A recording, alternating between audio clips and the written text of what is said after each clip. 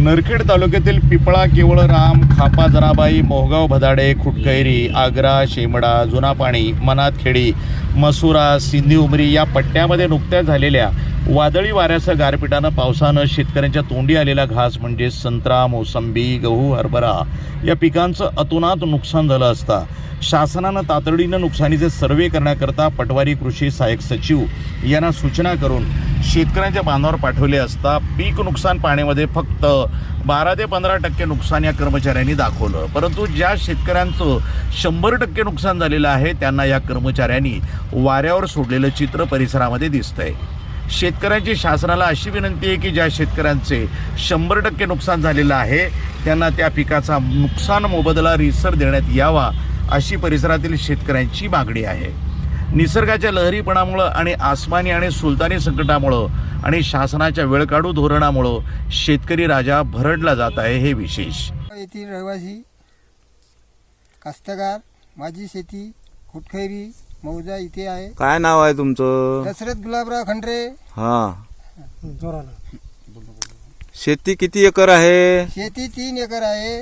संत्र्याचे झाडं शेतामध्ये किती लावलेले आहे? 300 झाडं आहे। बाकीची जमीन विरुईत खाली आहे। अच्छा, तुमचा बगीचा किती रुपयाला मागितला होता? 3.5 लाखामध्ये मागितला होता। अच्छा, आता पूर्ण त्या वारा धुनीनं गारपिटानं बगीचा करला। आता 1 लाख होणं मुश्किल आहे।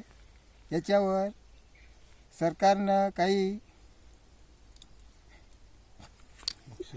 नुकसान भरपाई पाहिजे, नुकसान भरपाई दिली पाहिजे।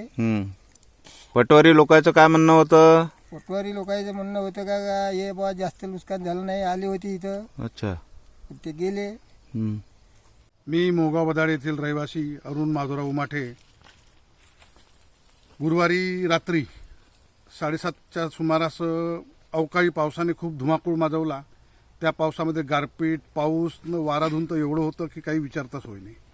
शेतकऱ्याचे असे बेहाल झाले की काही विचारता सोय नाही। शेतकऱ्यावर पहिलेच तर कापसाने शेतकऱ्याची कंबर मोडून टाकली आणि त्यामध्ये हे पुन्हा नुकसान। आता पहा इथे किती मोठं नुकसान आहे संत्र्याचं। यासाठी सरकारने काहीतरी शेतकऱ्यावर लक्ष द्यायला पाहिजे। सर्वे झाला, सर्वेमध्ये सांगण्यात आलं की 15% ते 20% नुकसान आहे, पण 100% ज्या शेतामध्ये नुकसान आहे त्या शेतातला अजूनपर्यंत सर्वे व्हायचा आहे। आम्ही अनिल बाबूला त्या दिवशी निवेदन दिलं की साहेब आमच्या इथे एवढं मोठं नुकसान झालं की ज्याची काही सीमा नाही। आज आमचे मुलं बाळ कसे शिकवायचे, कोण्या पद्धतीने आम्ही जीवन जगाचं, हाच मोठा विषय आमच्या समोर आलेला आहे। सर्व शेतकऱ्यावर अशी आणीबाणीची वेळ आलेली आहे, पण हे सरकार या शेतकऱ्यावर लक्ष द्यायला तयार नाही आहे। कापसाला भाव नाही, सोयाबीनला भाव नाही, वरून आसमानी संकट, यामध्ये आम्ही कसं जीवन जगाचं हे मोठं मुश्किल येऊन पडलं आहे।